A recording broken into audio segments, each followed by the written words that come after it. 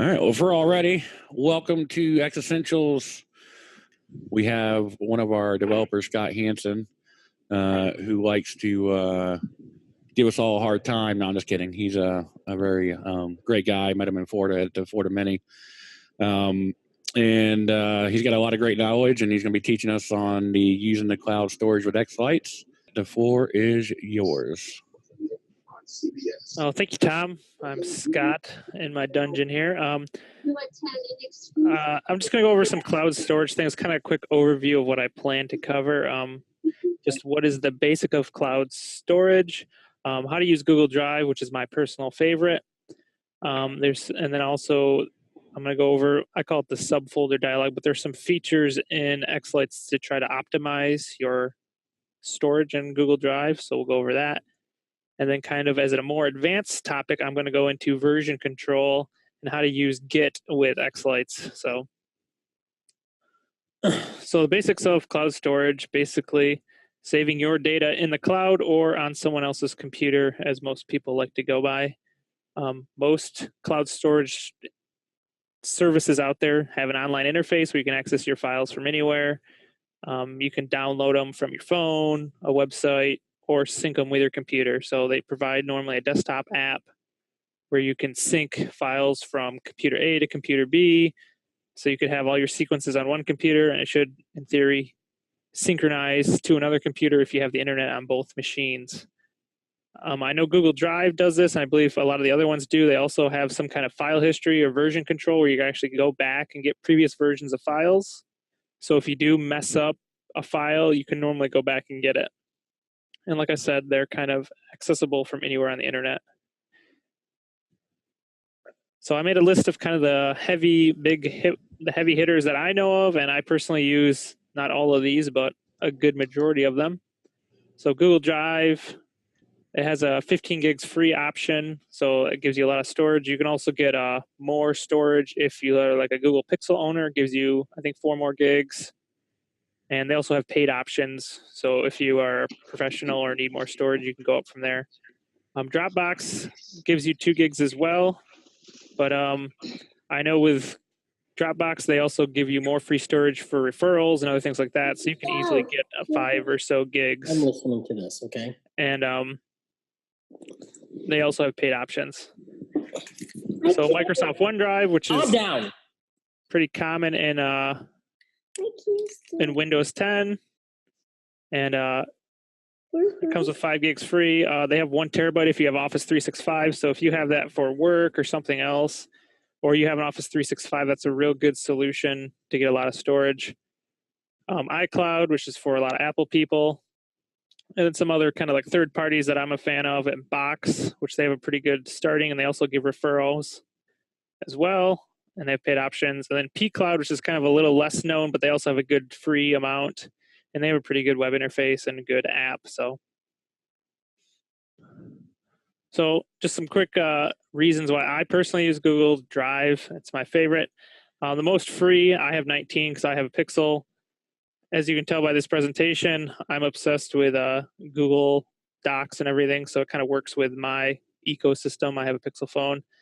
And as people would say, like my wife, I am a Google fanboy. I have lots of Google Homes and such. So the basics of Google Drive. Basically, you have a Drive folder on your computer. You would sync your show folder into your Google Drive. You'll see these like indications that it's been synced up to the cloud or it's syncing. And then the application on your screen will also show you in the tray on Windows if your files are synced, when they've been synced. And if you make changes, they should appear in your system tray.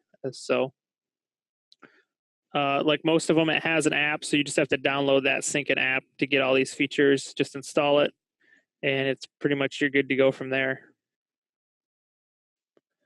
So one feature I know Google Drive has that I have used is it has version management. So it only works in the web interface that I know of. I can never get it to work on the desktop. And so basically you can go to the web interface, find a file, you can do manage versions, and it'll show you the history of that file. According to the thing in the corner, it says it keeps it for 30 days or 100 revisions. as I looked at the file here, it's been over a year and it still has it in there. So I assume it's the more latter. So if you have a revision that you want to revert back to, so maybe you screw up your networks file, you can just download an old revision, put it on your computer, and basically you have a backup of your networks. And if you also want to keep it forever, you can check that box, and then that revision will always be there. So maybe if you know revision 3 is your 2018 networks, or that's the one you want to keep, you could mark it, and then they'll never delete it. So there are some features in xLights that maybe not everyone knows about to help you manage your cloud data. So if you just point xLights at a Google Drive folder, like I did my first year, you'll be very surprised they'll use about 8 gigs easily with only maybe 4 or 5 sequences. So there's kind of some things that you can do to mediate this and not fill up your Google Drive instantly with xLights data. So the first thing that not the first thing I would do, but it is something you can do, is you can purge backups older than a certain day. When I went through my Google Drive to see what was using the most data, it was the backups folder, because basically every time xLights starts up, it copies all of its contents into a new folder. So you can get a lot of files over and over that will fill up your drive. So if you want to do purge backups, you can do after 360, 90, 31, or 7 days. So it'll delete any backups that are older than that time frame, or never would delete none of them. To go with that, there's a subfolders dialog in the setup tab. And if you click that, it'll pop up a dialog that'll have some options for alternate locations to put your backups. So if you don't want to keep your backups in your Google Drive directory, you can set a secondary directory like your D drive, and it'll push the backups into that folder instead of your Google Drive. This option is defined on a show folder basis. So if you have multiple show folders and you switch a lot, this will default back to the show folder. So if the checkbox use show folder is checked, it'll just use your show folder. But if you uncheck it, you can set another location.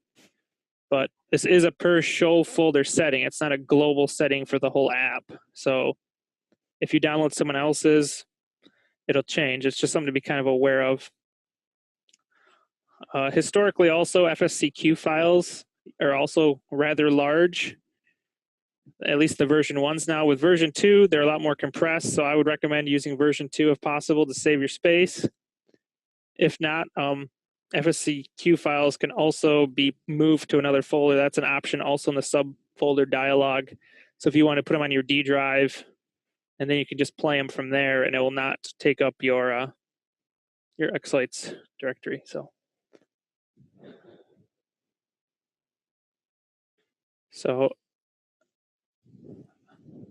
I just wanted to bring up my xLights here.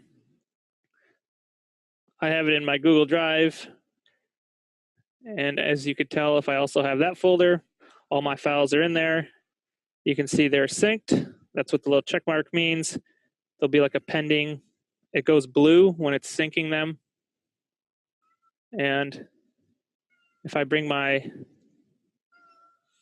browser in, it's also the same file contents. So I can right click on a file, do the manage versions I was talking about, and you can see the old versions. You can keep them, download them, do whatever you want with them. So you have backups of all your stuff. So the subfolder dialog I was talking about, just this button here, it's kind of not very descriptive, but like I currently have D backups. So every time I start up xLights, it'll go there instead of into my Google Drive directory. There still probably will be a backup directory from like the first time you launched it. So you would have to manually delete that still. And also you can change the FSCQ directory, but so by default, it just puts the FSCQ file next to wherever the sequence is created. So if you create it in a subfolder called sequences, your FSCQ files will also be in that subfolder called sequences. So if you want to put it in a different location, you would just uncheck it and select wherever on your computer if you had a folder called FSCQs. You could do that, and then it should save all your rendered FSCQs to that folder. Sorry if you hear a cat. I don't know if you can. He's rather annoying. So that's kind of the basics if you want to use it with Google Drive. I don't know if there's any questions with that at this point. I went through it rather quickly, sorry.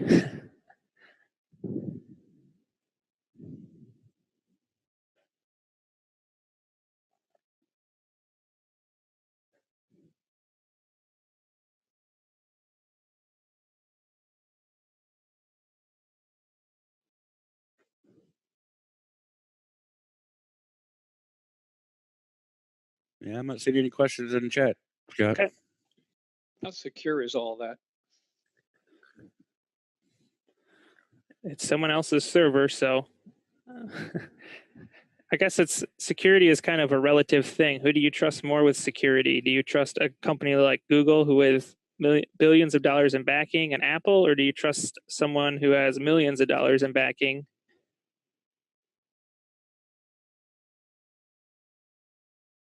Scott, I had a question.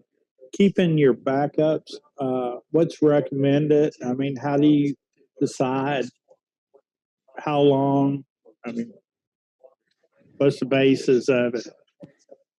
So as I'm going to talk about in my next area, I don't really use Google Drive, so I don't really keep any backups. So that's kind of, I know a lot of people keep them forever. I personally would not keep them more than a year. I guess maybe a year if you care about going back to a previous year. Or you could manually go in and delete them every 30 or 40 days, whatever you feel like. If you haven't had a crash in a while and lost everything, you're probably okay. There is a question, can you pick what files are saved to Google Drive? I personally do not know about that. I know some cloud storages do allow you to do like ignore lists, things like that. I do not know that about Google Drive. Why would you want to save FSeek up to the Google Drive? Because you can always recreate them.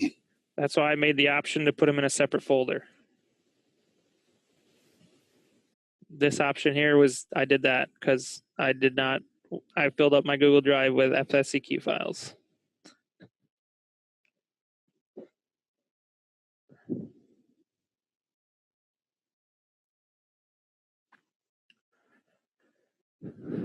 Okay, so the next thing I want to talk about is kind of advanced and hopefully won't scare everyone off. But as someone who does software development, I feel like it is easy to understand, and if you kind of embrace it, it may be a new direction to set up your show directory. So bear with me, don't get scared.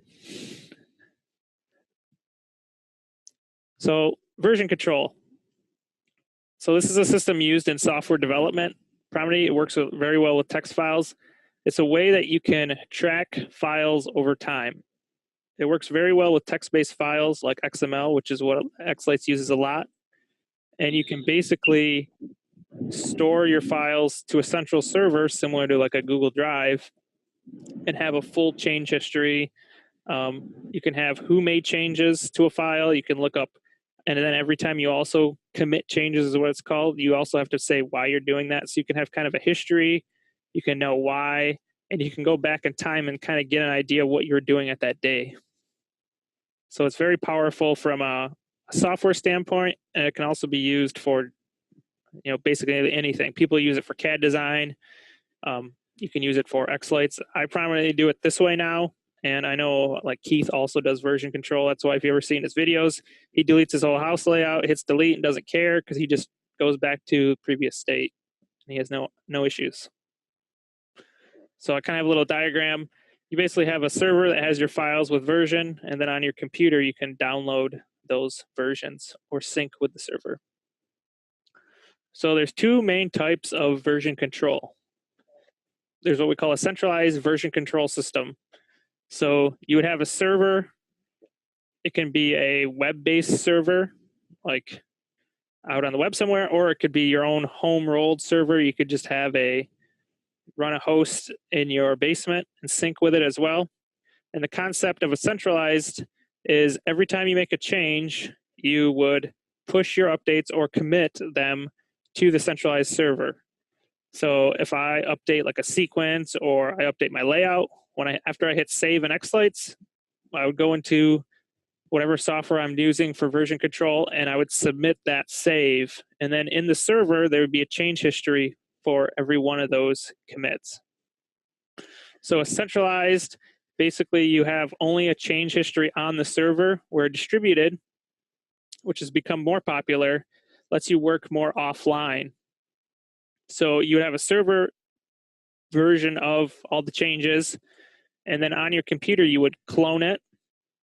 And then you would also have that change log on your computer, and then you could work offline. And whenever you make changes, you would commit on your computer, accumulate your change log, and then when you're done for the day, you would then push those changes back to the centralized server.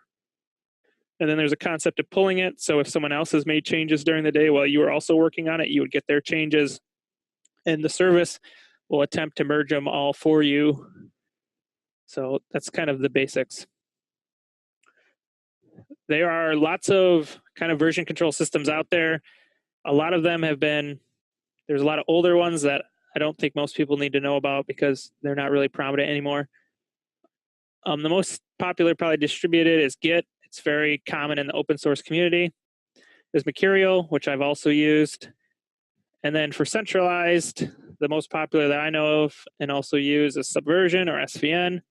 And then there's the Microsoft Team Foundation service, which they've kind of depreciated and don't really use. They've switched to Git mostly as their backends as well. So, and there's many others like BitKeeper and some other ones that are very niche that you'll probably never run into. So what is Git? Git was started by the Linux developers. They basically were using a proprietary solution at the time in 2004.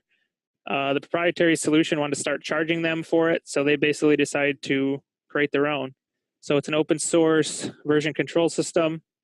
If you do a history, or if you do like a kind of the most used on the internet of projects, Git is probably 70% of what software solutions on the internet use these days. So it's very common. Your second most would be Subversion, which is around 20%. So Git is a little bit more complicated to use than Subversion because it's a distributed method and there's a lot more terminology and there's more things you can do with it. It's a lot more powerful, but it can also make it a lot harder. So here's some kind of advantages. A lot of cloud-based solutions like Google Drive do have some of this, but it's not as obvious or easy to, or as robust as like a full reversion control like Git.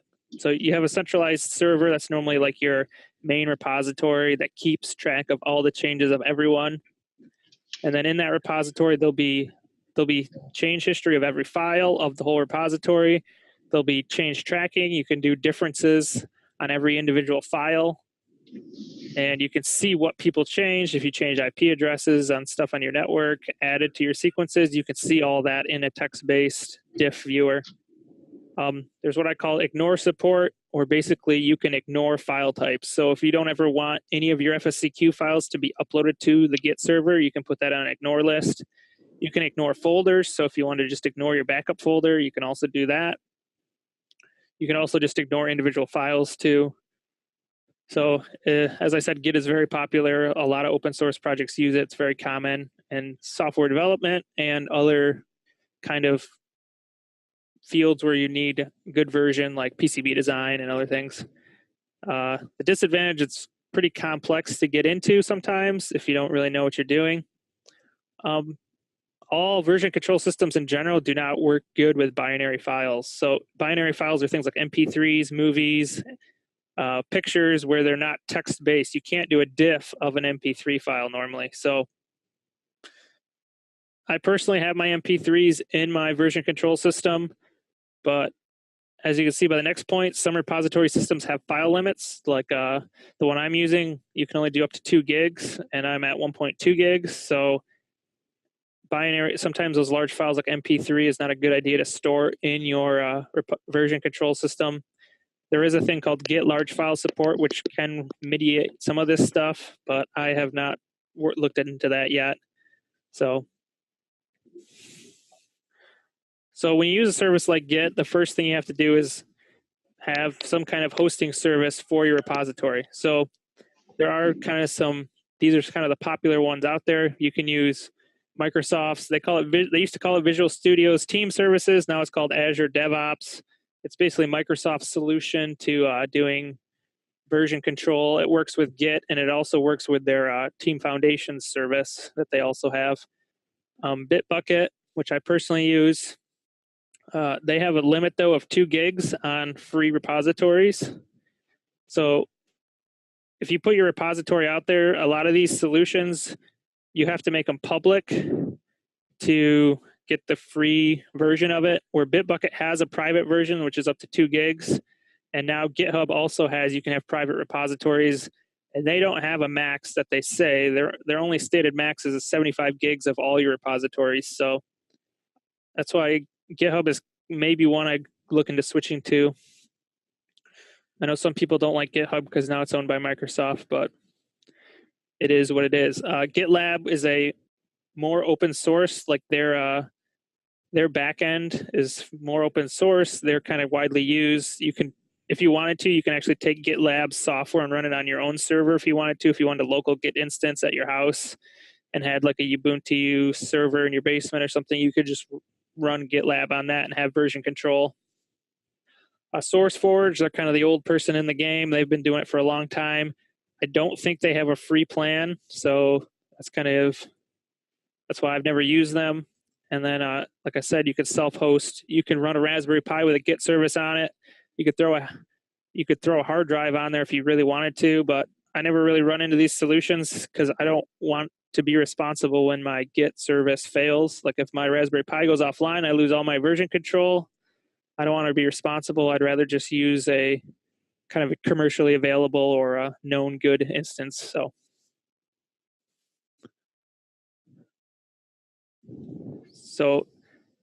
these are kind of the 6 essential commands of using Git. So as I've said, you have a master repository, and that would be your remote host, so your GitLab, your Bitbucket, and that would store all your source code. And every time you want to make a change to it, you would clone it to your local computer, and then you would have a local repository. So on your remote computer, you would have your show folder, for example. You'd clone it to your computer. You would open up xLights, point it to that folder, do whatever changes you have to do on your computer, save it in xLights, then you would commit on that computer, and then you would then do a push command to push it back to the remote repository. So the most basic command I talk about first is clone. So that's where you take your remote repository and clone it to your directory. So if you're a bash, if you like to do command line, git clone, whatever your remote repository is, and then that'll create the folder on your local computer. So in this instance, I have my GitHub. I just made I made a repository called Lights. I ran that command on the previous slide, and then on my local PC here, it'll clone it to my C drive with the same exact contents that are on the web folder.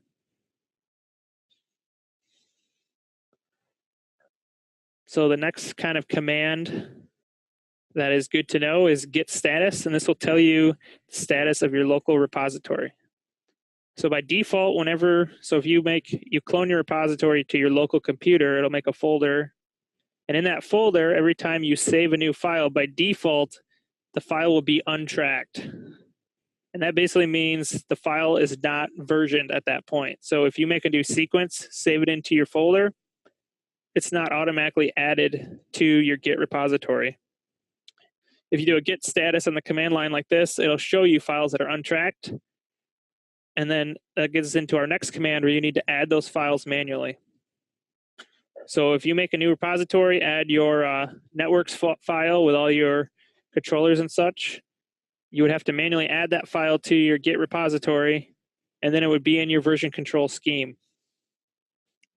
So once a file is added on your local repository, then you can push or you can commit, and then you would push that change to your remote repository, and that would basically sync it to your repository for other users to use. You could also download it on other PCs and go from there.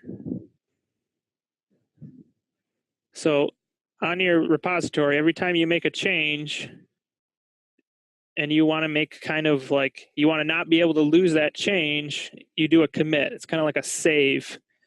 Like in some of the software tools that I've developed at work, basically when you hit the save button in the tool, it actually does a commit for you. So I wouldn't say you have to commit every time you save per se, especially if you save a lot in xLights. But if you're in your show directory, or if you're in your layout and you're adding props or something, after you get them all just how you want it, get their start channel set up, you hit save, then that might be a good time to commit those changes to your repository, and then you have a kind of a known good state. So if you were to close xLights and accidentally corrupt it when you start doing something else, you can always just go back to that kind of that instance that you previously committed. So push. So every time you save to your repository or do a commit, it only tracks that change on your computer itself. It doesn't actually get synced with the repository service in the cloud or on your own home server. You must push those changes to the centralized service. So every time, so kind of the rule of thumb in some software developers is you commit often on your local machine, and then maybe at every break or every lunch, you then push those changes to the server for other people to use. And in software development, normally you don't push changes that don't work as well, but that's kind of that sometimes is not true either. So that's kind of a way that you sync files with the cloud, because if you do commit changes on your local machine and your computer dies or you lose your hard drive, you won't have those changes in the cloud until you do a push. So you kind of want to push as often after maybe it's an hour or so, so you make sure you have those versions tracked in the central repository.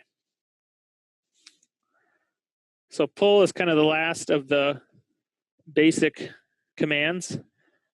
So if you want to do a pull, basically your central repository, if you have multiple people working on the same code or on the same show directory, they make an update to the show layout and you want to get that, you would do a pull. You would pull it onto your computer, and that would download or update your local repository to have whatever's in the remote directory.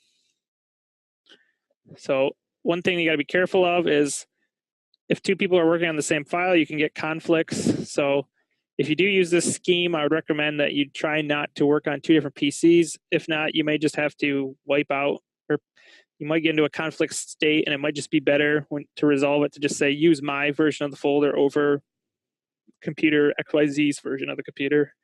So there are some other Git terms.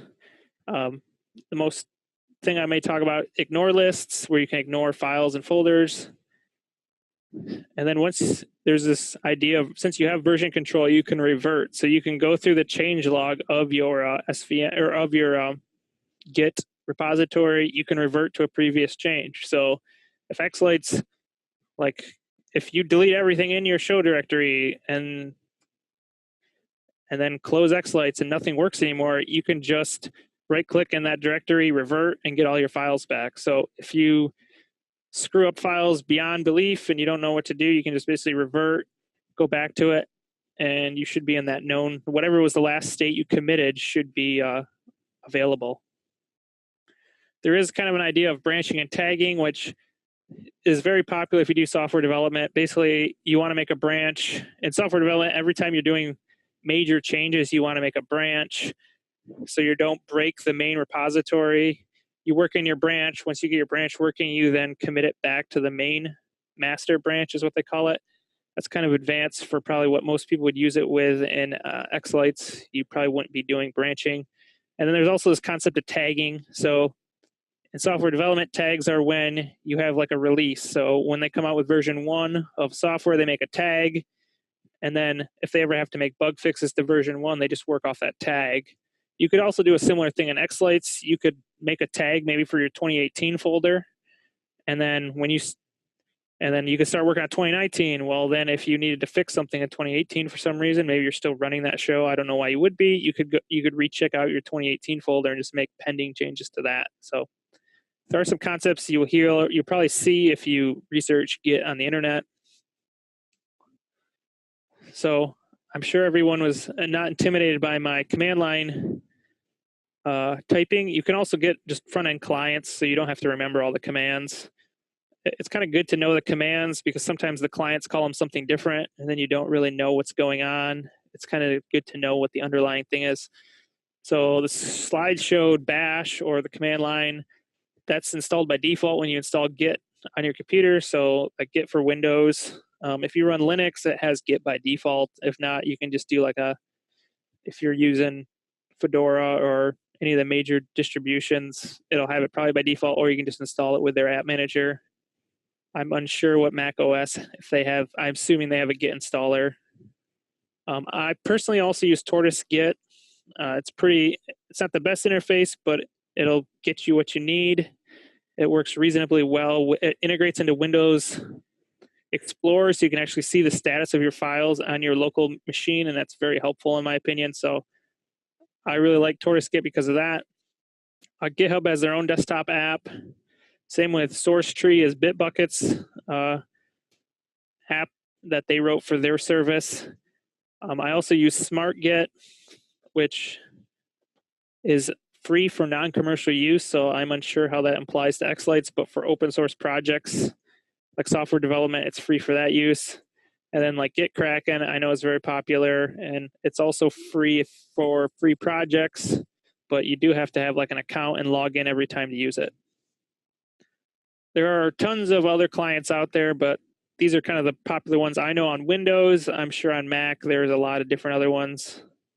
So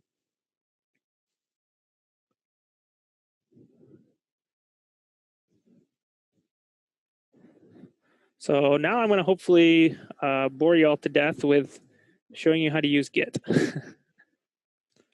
So I have a Git repository that I created.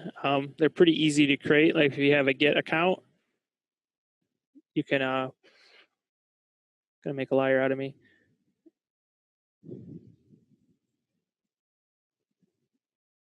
So you can basically just make a new repository.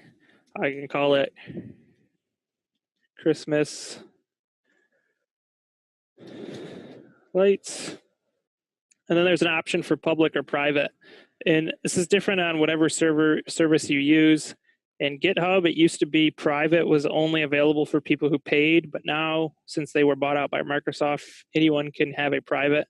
So if it's private, no one can see your repository. But if it's public, anyone who searches your username on GitHub can see your repository. They could get your sequences. They could get all that stuff. So depending on how you feel about that kind of stuff, it's kind of the choice you have to make. So by default, I didn't click the option for a README. So a README is kind of a text file that'll show you just a basic like landing page. If you don't have that, you just see this. It'll just basically show you the command to check it out on your computer. So let me go back to the one I created earlier today. So this has a README file, which basically shows you can make entries saying, hey, this is my repository. This is kind of just a generic, like if you're doing software development, you would maybe talk about whatever the software is and more resources and stuff. But in your repository, there's a link here that you can just copy.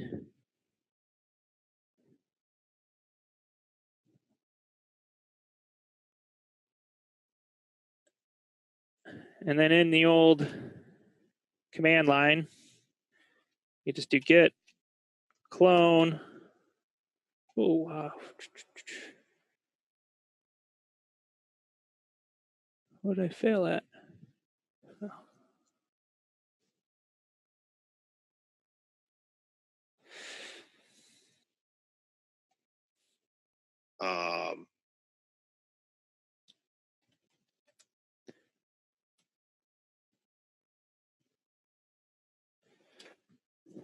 So running the clone just clones this remote repository onto my computer.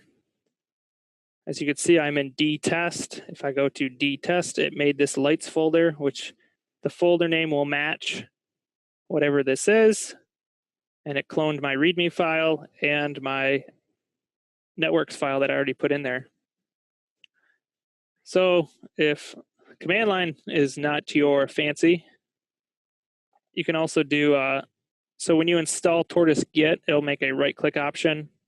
It'll add in your context menu, which is another name for your right-click option, you'll have options now for Tortoise Git. So you can do a clone in here. I could put my URL that I copied, maybe.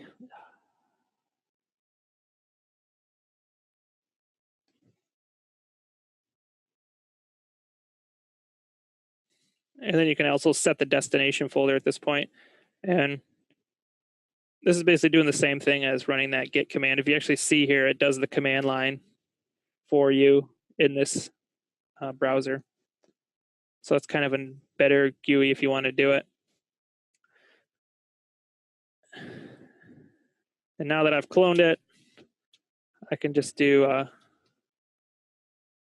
me change that directory.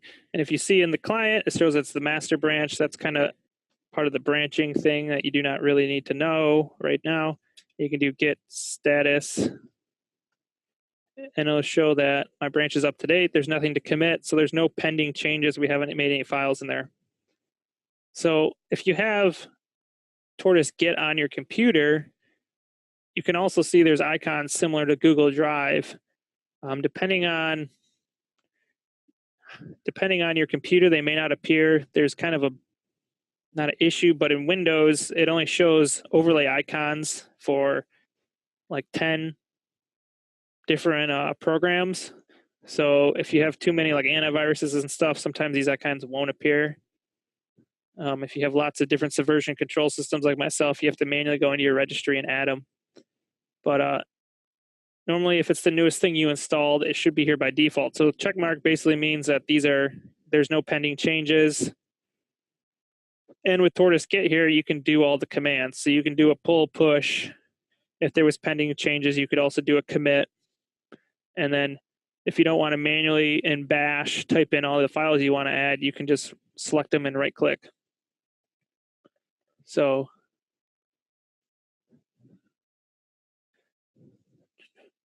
Hey, Scott, do you mind showing them like a text change and showing them what the different that's what stuff I'm trying is? to do. Yeah. I'm trying to change to, I'm doing it on my other screen because I don't want you to see it. I'm trying to prevent everyone from knowing all my emails and usernames, but I'm sure they'll be out there. So right now in that directory, I just have one channel set up, or I only have my network file. So basically, if you know enough about xLights files, that would just be, that's your like your setup tab is your network. So if I were to add another controller here, say start universe is 40. We're going to do a Falcon, so we have lots of universes, and I want to call it house left for good sake. F16 V3. So if you can see right now, there's no changes yet. And then if I hit save setup, I'll get a red icon. So that basically says there's a pending change. So if you remember your commands from earlier, you can do a git status. Oh, sorry, I'm in the wrong directory. I switched to lights, not lights 2. Okay. So now, as you can see, when I do a git status, or manually just by looking at it, if you have Tortoise Git, you can see now I have a modified file, basically that it's telling you this is not committed. So if you want to save it or put it to your repository, you need to change it. And then there's also untracked files. So backups right now, by default, that folder was created when I started xLights. None of these files are in version control. So it's basically telling you these are not going to be saved. Like if you wipe out this directory, you're going to lose those backups. So if you're like me and you don't really care to keep your backups because now you're keeping your backups manually in your version control, you can go into here and add to the ignore list. And you can basically say, it'll come up with a dialog and it'll say, ignore items in this containing folder. So in your repository, it'll make a git ignore file. And this file is basically just a list of all the folders, files, file extensions that you want it to ignore. So if you look in here, it's just literally backups. So now if I do, interesting that it thinks ignores are now untracked. I think I have to commit that as well.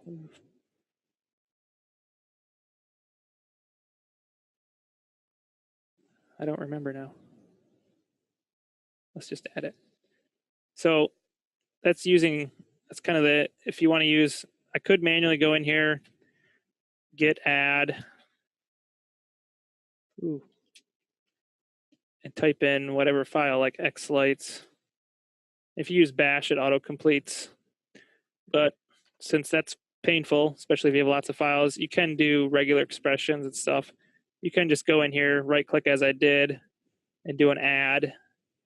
And if you want to here, like it has pending changes built into Tortoise, you can do a diff right here. So if I select diff, when you install Tortoise, it installs a diff manager. And this will kind of tell you everything that you changed. So I added a new controller. So we had 206 was the one that was in there. I added this 207. And if you know how the XML files are formatted, you can see all the properties we inputted. And then there's some other things that also added. Oh, I must have some items in my. So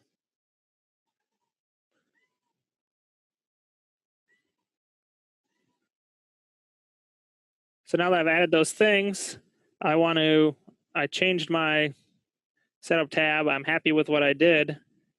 I can do a commit. So this will make, so you can do the command line if you're a command line junkie, or you can just do a commit with Tortoise here. You could say I added controller, spell it wrong, F16, and then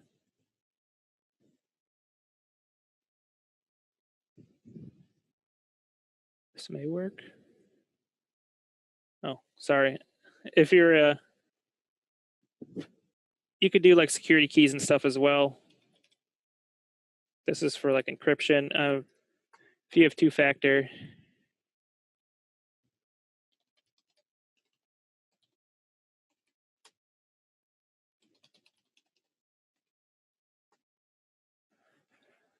so now I've committed the change to my local. So you think you're all done. Okay, there's no more exclamation points. I have that change tracked. Well, right now, if I go back to this and look at my commits, which would be your changes, there is no change for today. So that change was only committed locally to this computer's repository. It's not in the remote repository. To do that, I have to do a push. So there's kind of some things about what branch you want to use. Since we didn't really go into branching, just use the master branch, and origin would be the original repo you cloned it from. You can do other things if you're doing branching, but just keep to the default. You shouldn't have to play with that. So you can see it's putting the command in, git push, and it's kind of being verbose and putting all the options in for you. If you would just do a push, it would default to all those. So when this pops up, it'll pop up with your username for your git.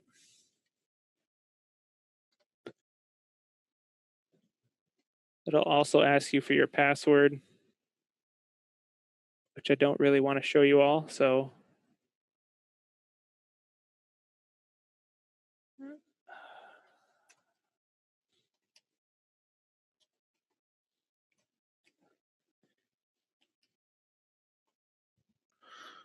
Come on, on, credit card number. Come on. So once I put in my username and password, you can see here it does some compression. There's lots of verbose information in here. But at the bottom here, it basically says it pushed your change. They use these IDs from your local master repository to the remote repository. And it was successful. So now if I refresh the remote repository, I'll get that change I made. And in the remote repository, you can click on this change and we should see that same diff. Like I added that controller and then all this other stuff that was in that file. So, and it has the ignore in there now. So I think if I do,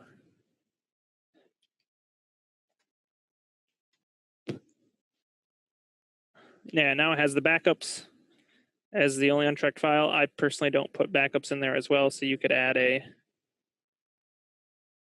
you want to say you want to ignore all these backup files, you could also put those in there, or maybe you want them because the backup files are what, when you get a dialog in xLights, that pops up and says there's a newer version of your files. That's the X backup files that do that. So as they're relatively small, you could add those as well. So, and as I said, this is fully versioned, so you can do like a show log.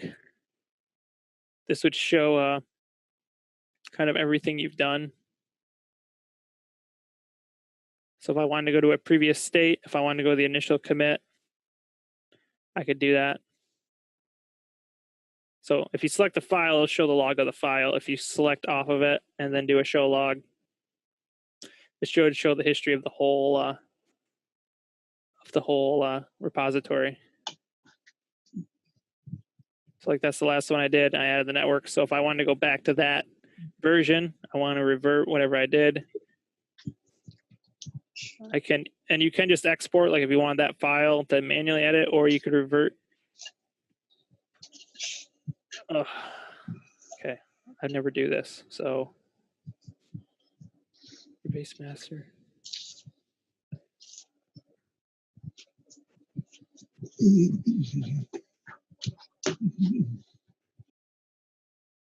So if you want to, I'm unsure how to do this now. Revert to master.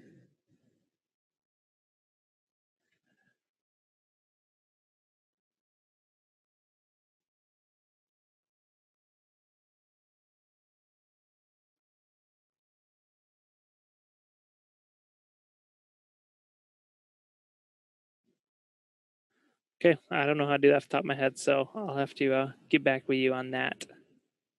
Oh, okay, I right-clicked, hit revert my master to it, and then now I think I can commit. Yeah, so yeah, so when I was in,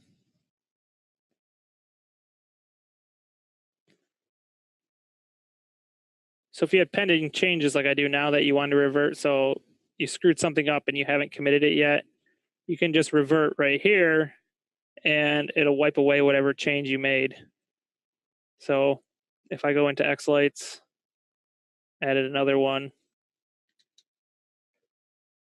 See, I have a pending change, and you could do a diff on that. It's in there. Now, I would probably close xLights. You can basically revert that change.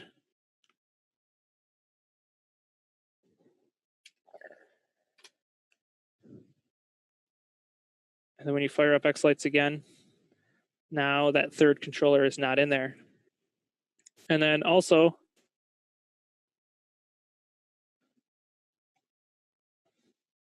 let's see if I can do it again now. Let's say you want to go back to the previous state.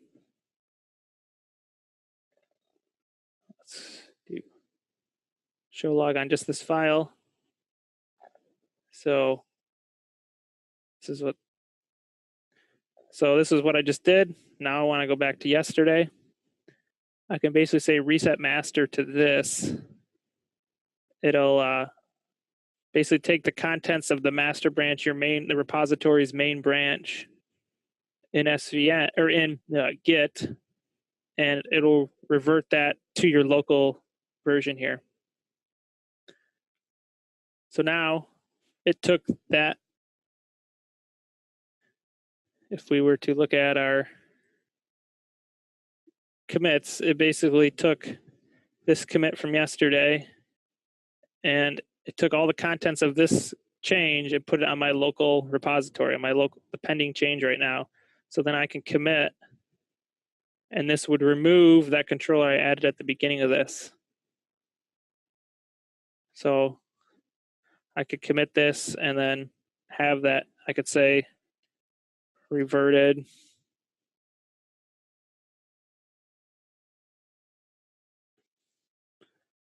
Same thing, put in your username and password.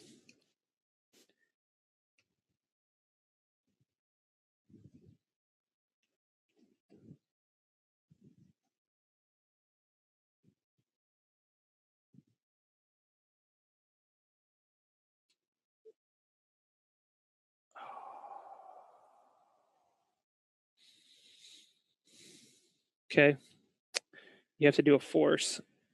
I'm just gonna do it.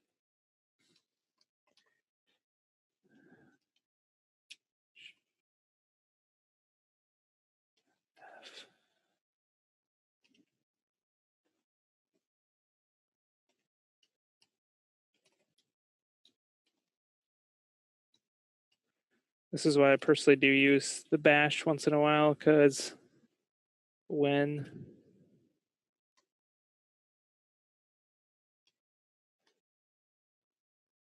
the clients kind of fail you, you have to go back to what you know.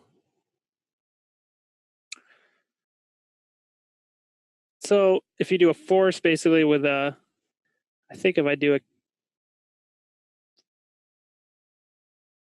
a push in here, there may be a force option.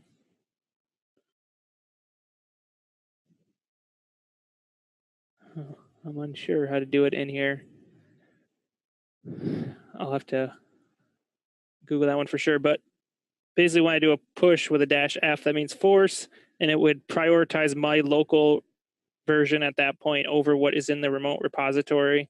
So basically I was saying, I made a change, I know what I'm doing, just wipe out the repository's version. And that's what the -F force does. So in theory, if I know what I'm talking about, I should be able to go back to and now the most recent is that revert, where it basically got rid of all the stuff I added.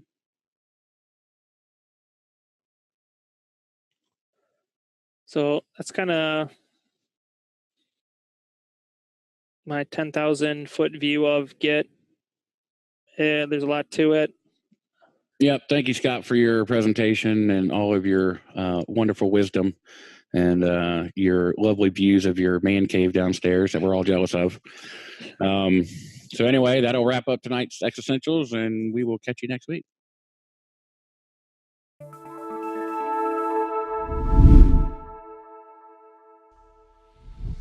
The xLights project exists because of people like you. Help continue the project by making a donation today at xlights.org/donate.